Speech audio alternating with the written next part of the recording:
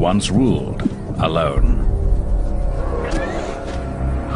Unmatched in size and strength, no creature could challenge the mighty bear. Then came the return of a formidable rival. Tall, rangy wolves from the north now stake their claim to Yellowstone. And somewhere in the backcountry, an epic battle unfolds. It's a clash that echoes all through Yellowstone.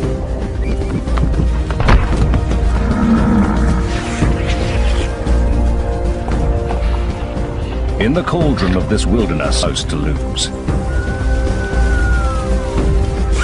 Will wolves be the new masters of Yellowstone? Or can the grizzly keep its kingdom and emerge the victor?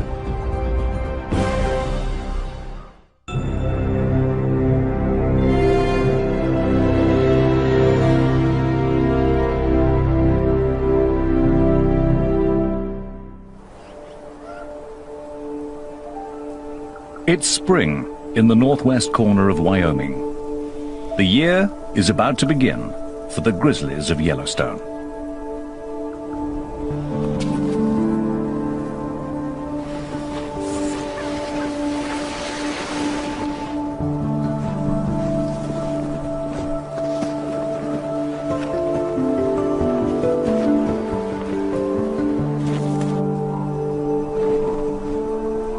By early March, bears begin to emerge from their long winter's nap.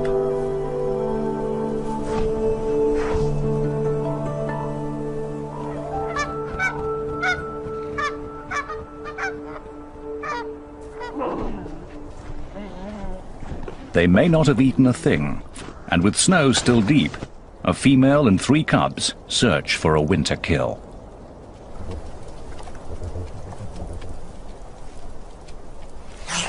Otters have been out all winter, slipping and sliding between streams, looking for patches of open water.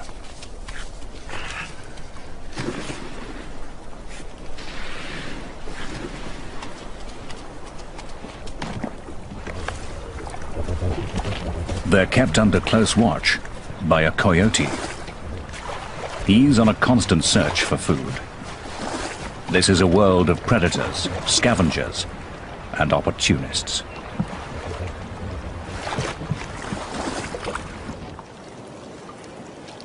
In the thawing surface layer of ice, the grizzlies find a strange windfall. Entombed in the ice all winter, frozen fish are the first banquet of the year for the bears.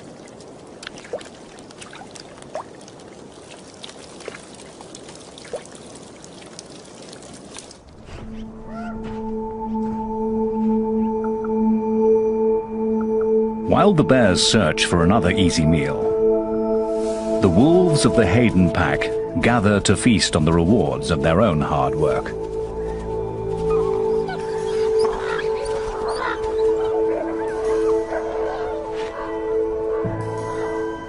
But a bold young bear has found their carcass, and a grizzly is accustomed to taking what he wants.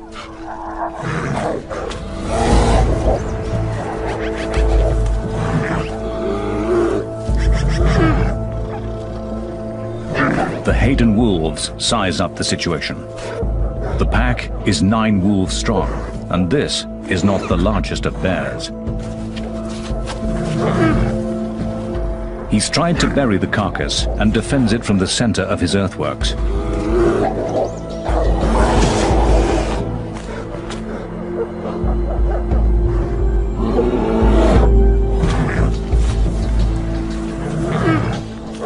It's his strength against their speed. But the wolves seem to think they can take him.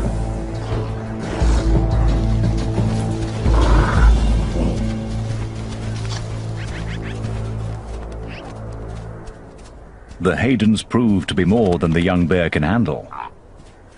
This time,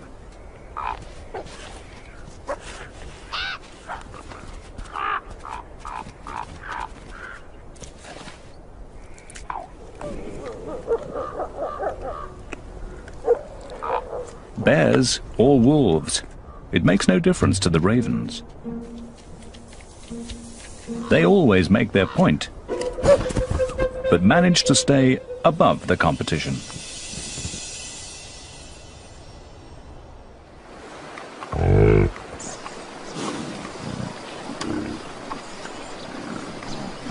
Bison will face both wolves and bears over the course of their lives. But the first challenge for newborn calves is just keeping up with their mothers. They're on their way to summer pastures, and for the calves, it's sink or swim.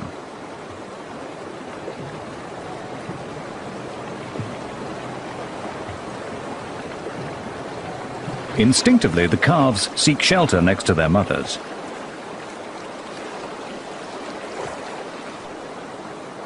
But the waters are cold and fast, too fast for the tiny calves.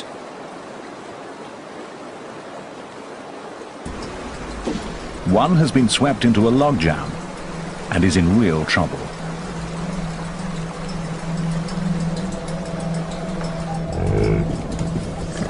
His mother has suddenly realized what's happening.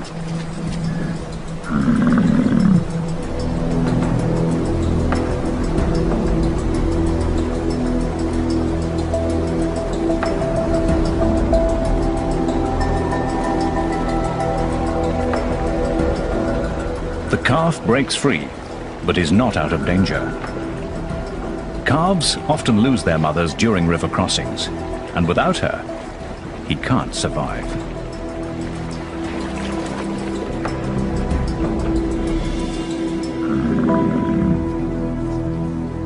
This calf is a lucky one. He's safe, though utterly exhausted.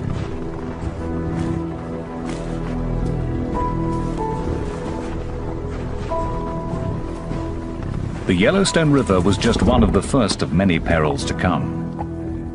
A grizzly is following behind them, and for the bear, it's hunting season.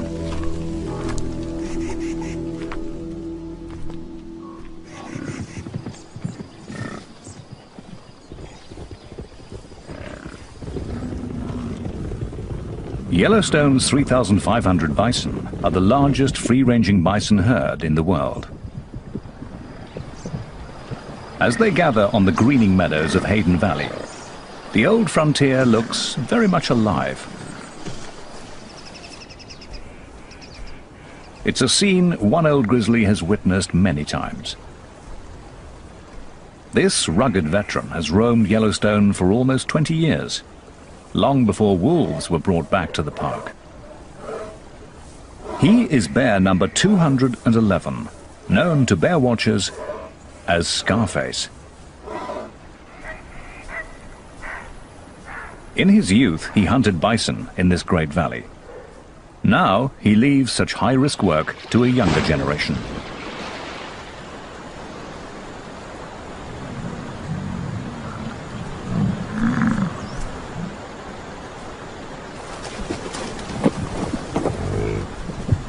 The bear has no advantage of surprise, yet he suddenly swings into action.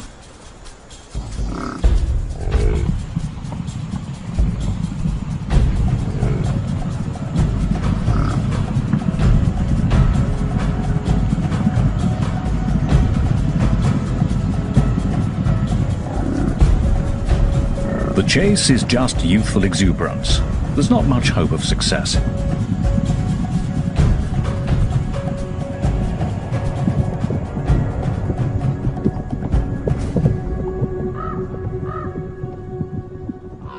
The bear will need a better strategy. But a truly devious plan is a coyote's speciality. He's so small, no one takes him seriously. He tests a calf. This one's big and strong.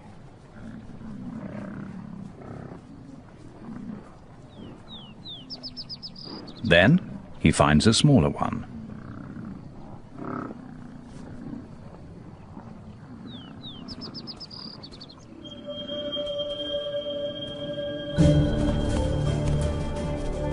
He pretends to play, but this is no game.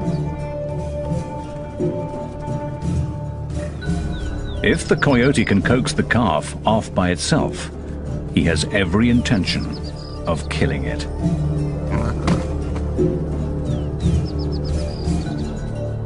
Just one bite could cripple the calf.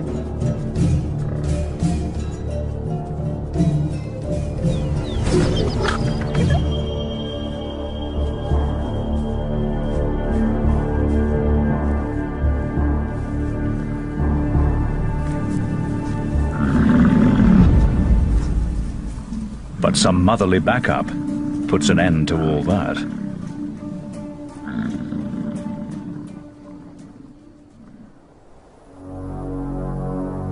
Another grizzly is on the calving grounds, and this one has perfected his craft.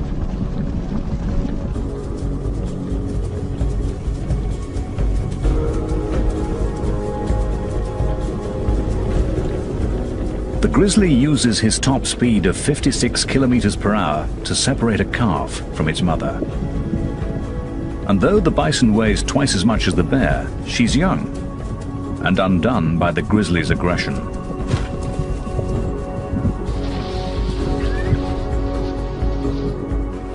She hesitates,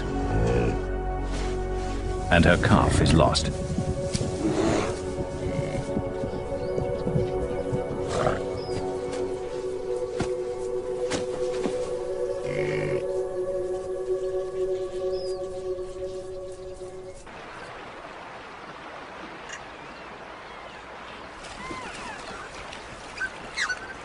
For hunters and hunted alike, each encounter in Yellowstone presents a critical choice. What is brave one moment is foolish the next. To fight or to flee, all of life hangs on the decision.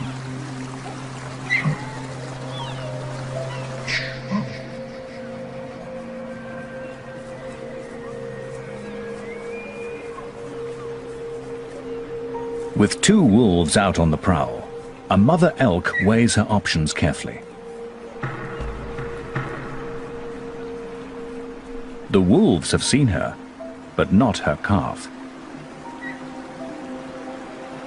It's too young to outrun the wolves. Its only defense is to hide and keep completely still.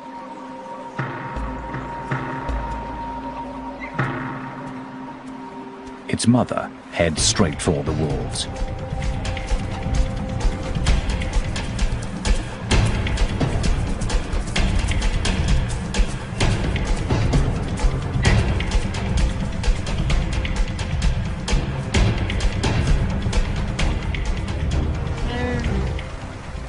Her purpose is to distract them, to keep their attention entirely on her.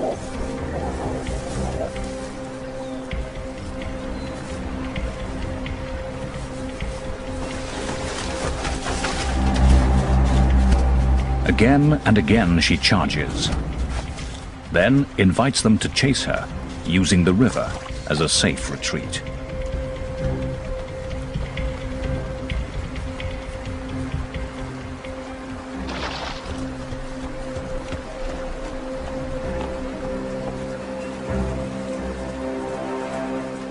She can play this game against two wolves, but she would never attempt this with an entire wolf pack.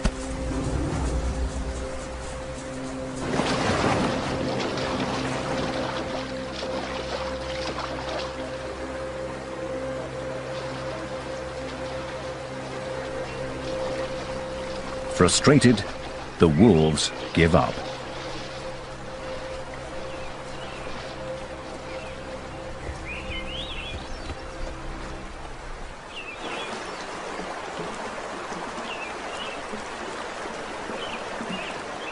The calf owes its life to the tactics and the courage of its mother.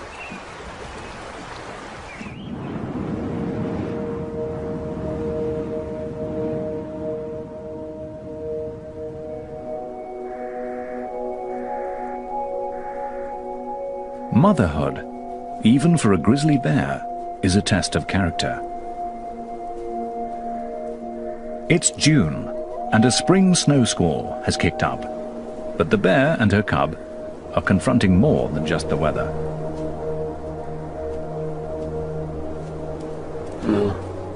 Wolves from the Druid pack have caught them out in the open.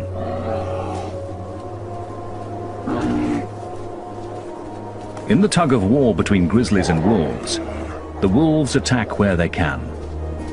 They are after the cub. If they can kill it, they will eliminate a future rival.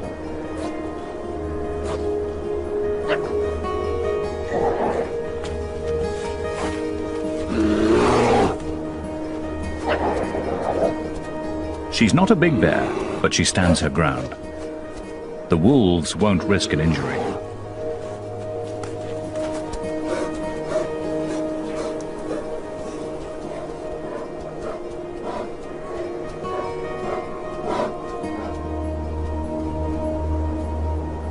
Suddenly, it's over. The wolves make a decision, and the bears are free to go.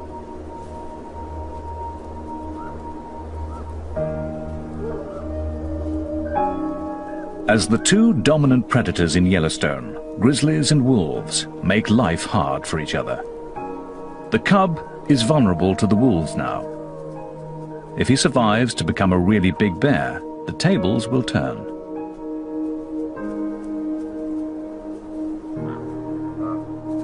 But he'll be a cub for a long time yet, and growing up is a full-time job.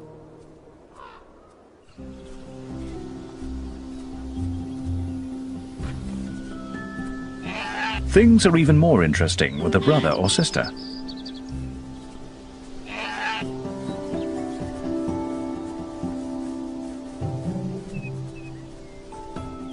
Cubs can turn anything into a toy.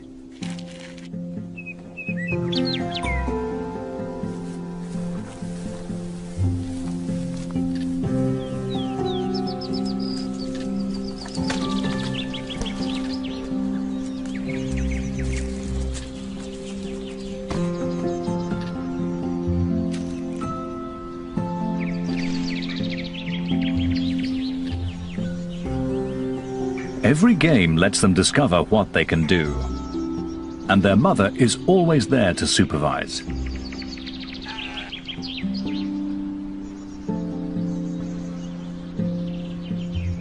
For grizzlies, these are the days of family life. They'll spend 2.5 years under the constant care of their mother. Then the cubs will be big enough to go their separate ways and travel through Yellowstone alone. Until then, she is everything they need.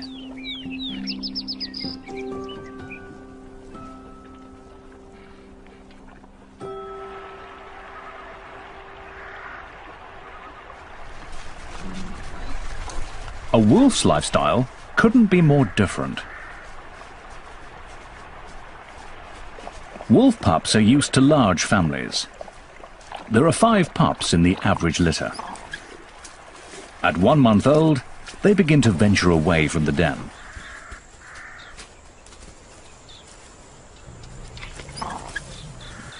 Their mother is the alpha female, the white wolf with the research collar. But they have other guardians too. Older brothers and sisters, aunts and uncles. A member of the family is always in attendance. When the pups grow up, many will disperse to other packs, looking for a place to belong. Wolves will always be drawn to each other's company.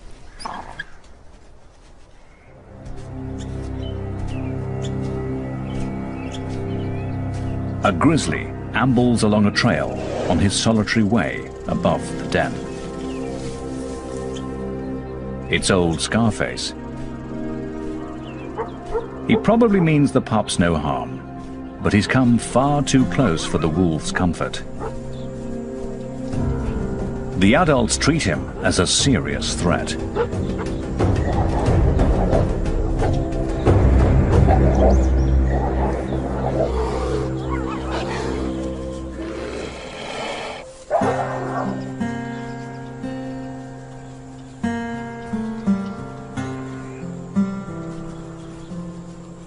It's the pups' first encounter with a bear, and their elders have shown them something valuable. Together, they can challenge a grizzly and defeat it.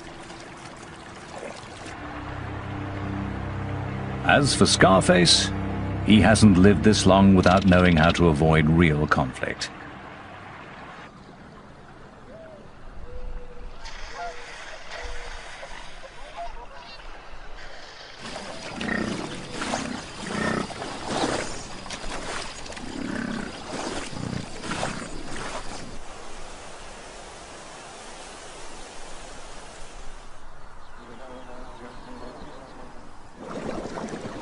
By the end of June, the high country is bright with color. Summer residents are settling in. They're claiming territories, building homes, finding partners.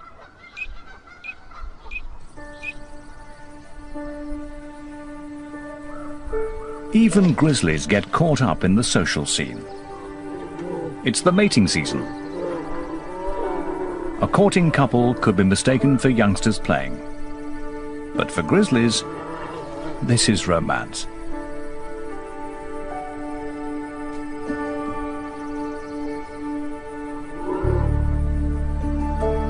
Once she has accepted him, they will wrestle and play and mate many times, staying together for 10 days or so.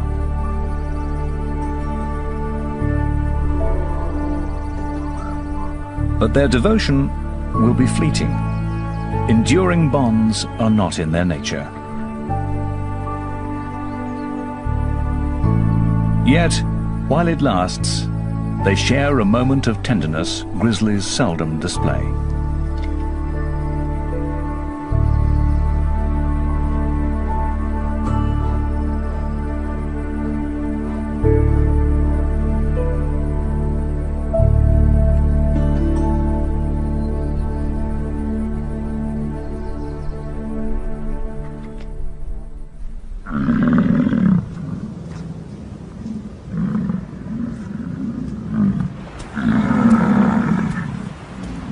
While the mating season brings solitary grizzlies together, it sends the companionable bison into an uproar.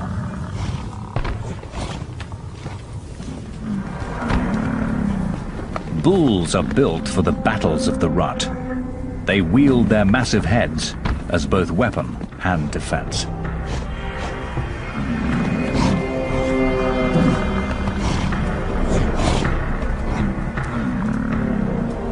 They must protect their own bodies as they twist and turn, pressing for an advantage.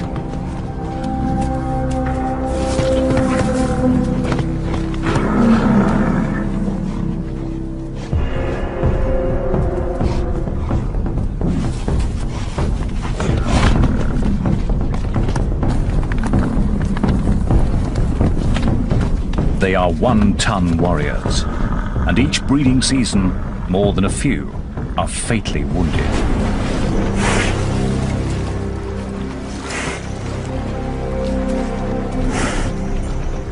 This young bull must have taken on more than his match and has suffered a head injury.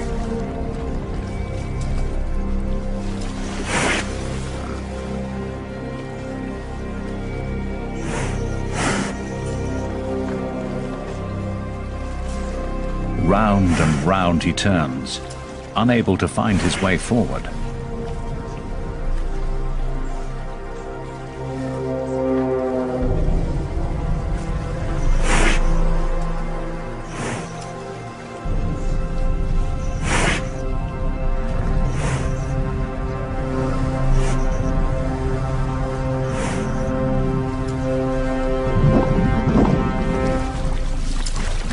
Then, remarkably, he makes it to solid ground.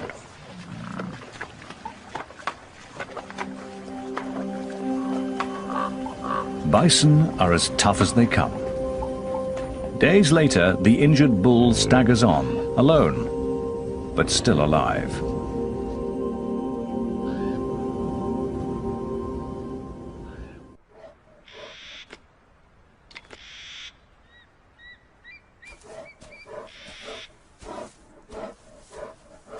For the grizzlies, this year's battle for Yellowstone is coming to a close. It's beginning to snow. One by one, the bears retreat to their dens. Winter settles in.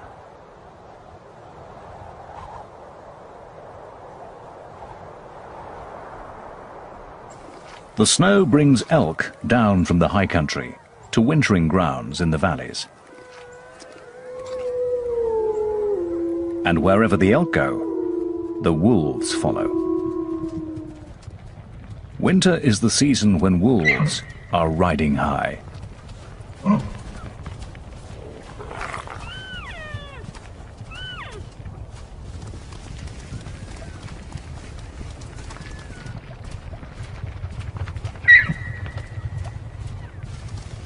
Severe conditions always work in their favor, wearing down their prey.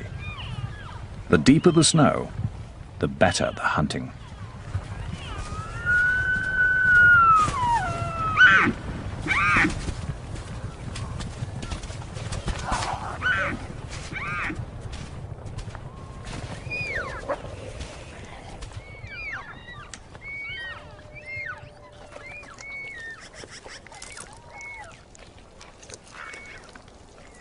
No bears will contest the carcass, but many other scavengers gather at the feast.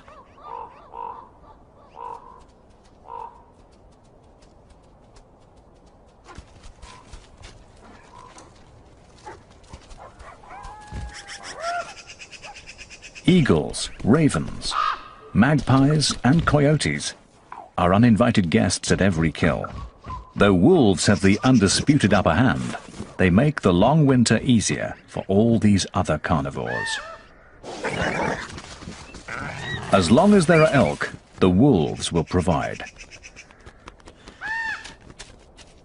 But all these hungry scavengers steal so much meat that they may be one reason why the wolves form packs, to protect their own share of the kill.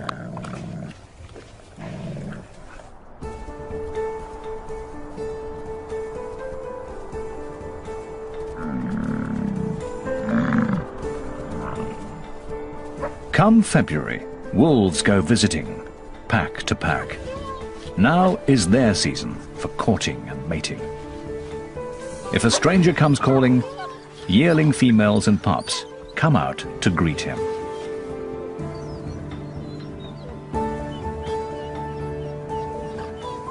He'll please them all if he can, but what he's really after is a willing partner and a private rendezvous. Yet even the most intimate moment often requires the pack's approval.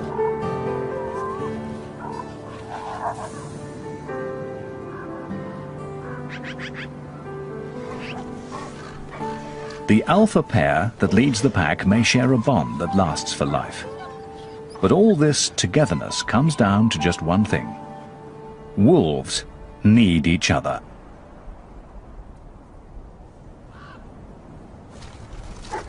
Wolves are accustomed to working year-round and feeding many mouths. But come the end of winter, it can take the abilities of a bear to get the job done.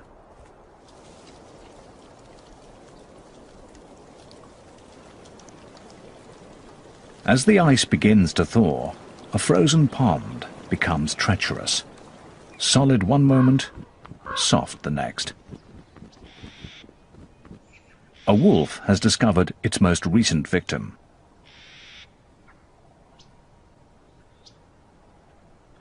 The wolves weigh about 45 kilos and cannot trust the ice to hold them. They can see the carcass and would take the hand out, but it just isn't worth the risk. As the pond continues to freeze and thaw, coyotes venture onto the ice. At 14 kilos, they are light enough to cross it, but not strong enough to move the carcass.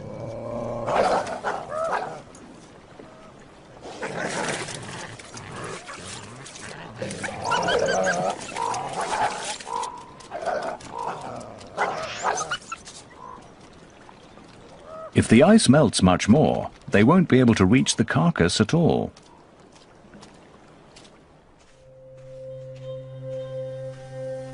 For once, a grizzly, fresh from his den, arrives as something of a hero.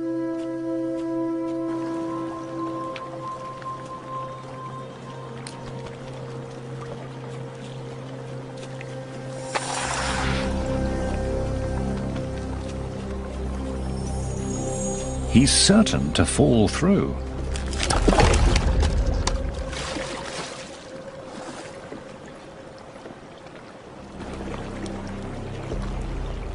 But his massive strength will come to the rescue.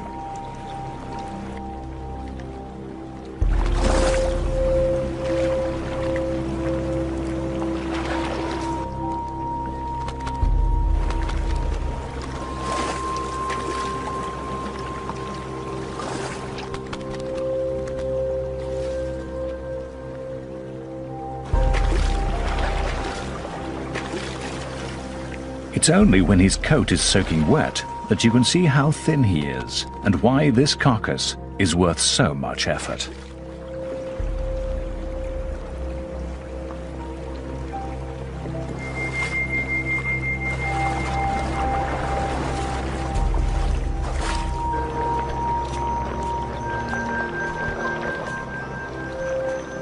As the bear reaches shore with the prize, even the ravens can appreciate his labors. And there'll be bones for the coyotes, after all.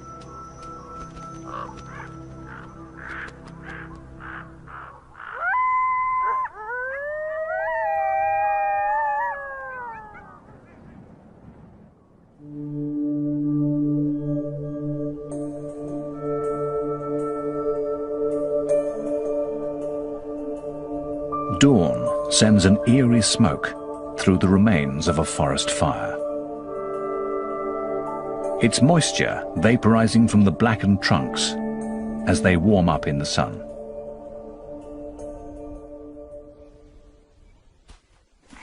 Though the fire killed the trees, a wild garden springs up at their charred feet, rich with minerals from the ash. Grizzlies seek out this fresh, nutritious salad.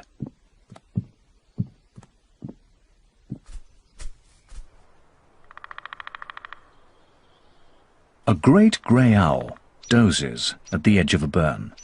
He's been up all night hunting. But a robin has a nest nearby. In Yellowstone, conflicts can flare up in any corner. Until the owl leaves, there'll be no rest for either of them.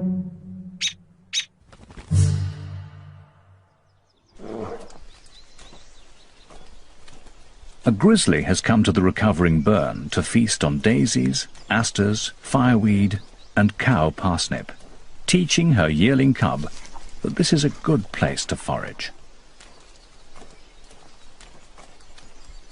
A cub has to learn a great variety of plants and where to find them at what time of year. And while one cub studies this lesson, another follows its mother onto the calving grounds of the elk. Grizzlies aren't full-time predators like the wolves, but they still take their toll of elk calves each spring.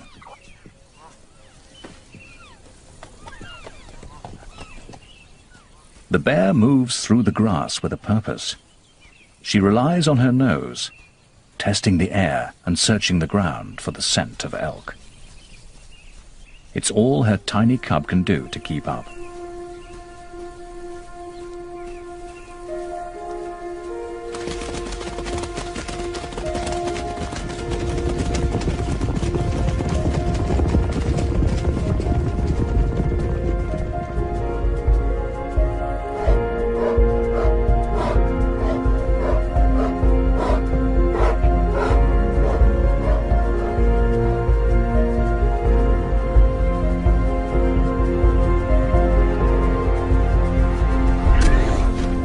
For the calf, the brief dance between birth and death will be over in a moment.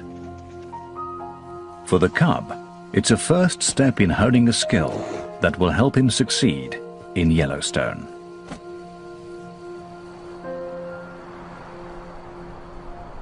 Yet bears have many ways to make a living.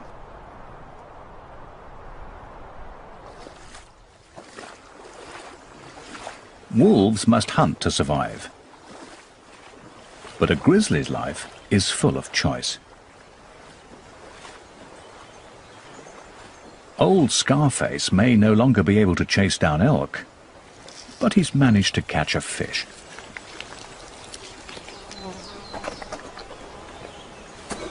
And as he wanders his range, there will be mushrooms and dandelions, ants and earthworms, biscuit root and berries to harvest. The grizzly needs a kingdom vast and varied and complex. He needs all of Yellowstone.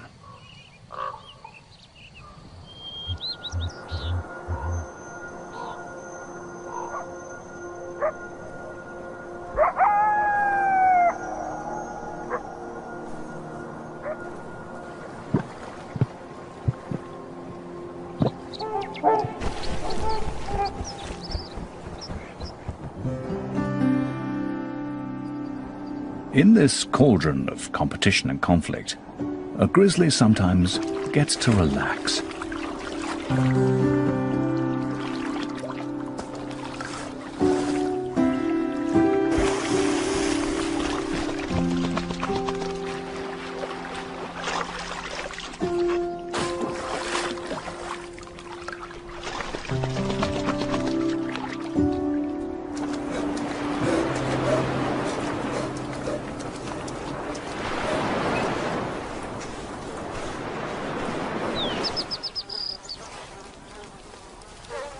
He retrieves a mule deer he has stashed in the grass by the lake, and for once he has a whole carcass to himself. Well, almost.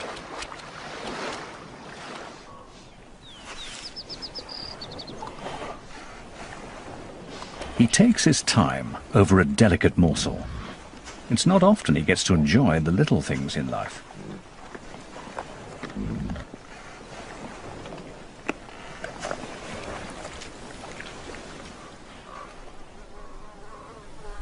Then, after lunch, a nap.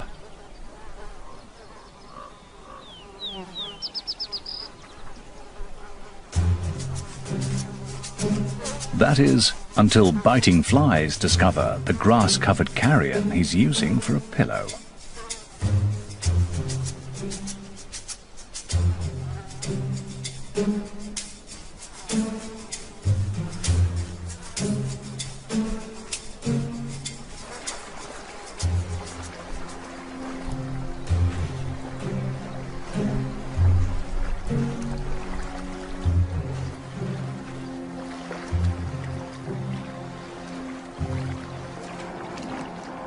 He retreats to the cool waters for some sweet relief.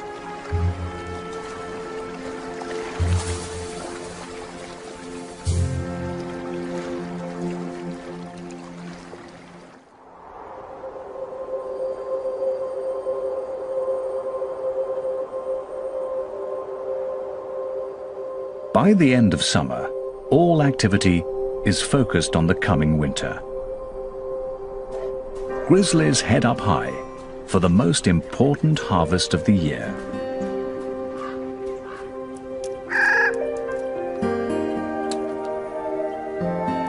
The Clark's nutcracker is up there already, collecting the seeds of the whitebark pine. Squirrels are also gathering their winter seed store. The birds will disperse the seeds, but the squirrels will cache them. And that's what the grizzly is looking for. The bear digs up their work. The seeds are rich in fats, and the bear takes in as many calories as she can.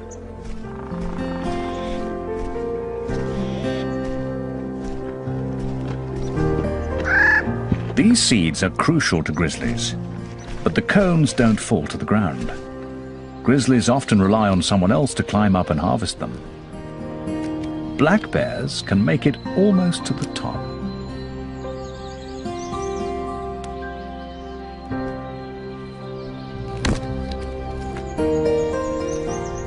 They'll bring the branches and cones to the ground and in reach of the grizzly.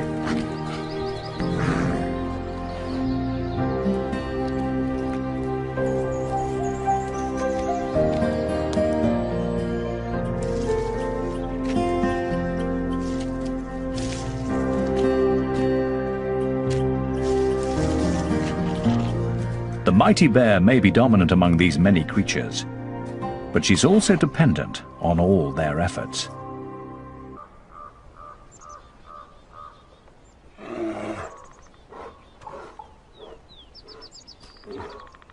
In this tale of two predators, each succeeds according to its nature. This enormous male is waiting on the wolves. He's staked out in the territory of the Molly's pack. And here they come, right on schedule.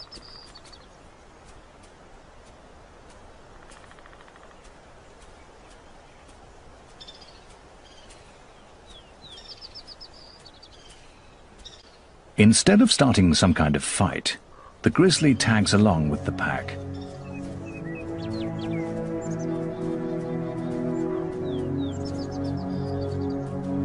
The bear is huge.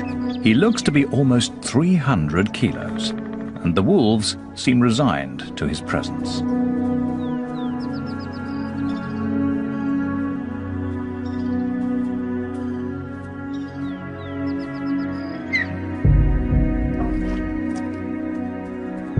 The wolves attend to their task. They're here to hunt.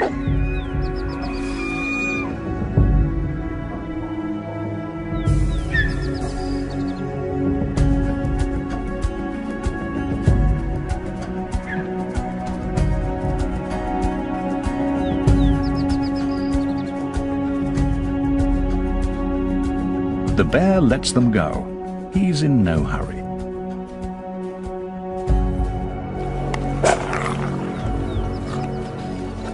But as soon as the wolves have accomplished a kill, he's suddenly quick on the scene.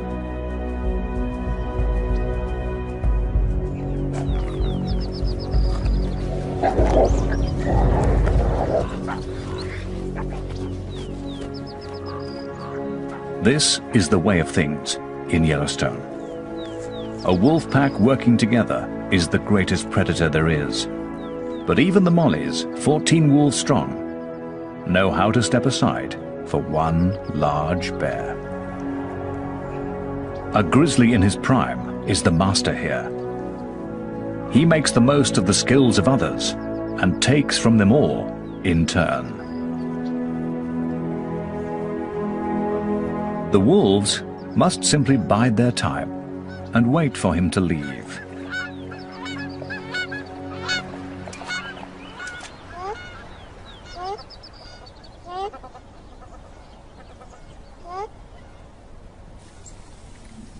Old Scarface is past challenging a wolf pack. He's up in the whitebark pine forest, where it's already starting to snow.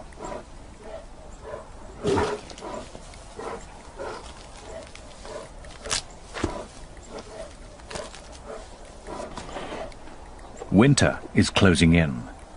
The pine seeds are all but gone. Soon there'll be nothing left to eat. Slowly, limping now with age and effort, he makes the climb up the snowy slope.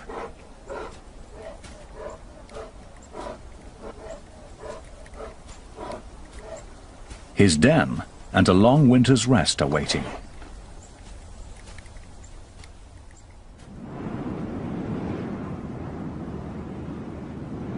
By the end of November, the grizzlies of Yellowstone have gone to bed. Once again, Yellowstone is wolf country. At least, that's how the story is supposed to end. But here, on Christmas Day, 4 weeks late for hibernation, a grizzly sits on a wolf kill.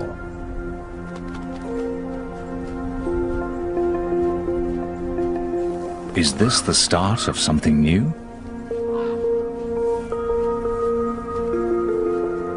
A grizzly out in winter, breaking all the rules? The coyote grabs a bite and runs.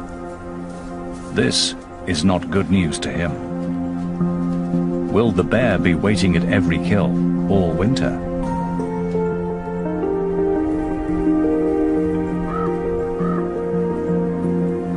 The bear is wide awake and appears to enjoy being out past his bedtime.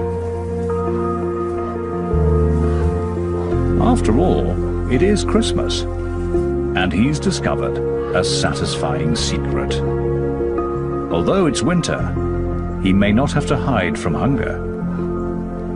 Wolves are doing the hunting for him.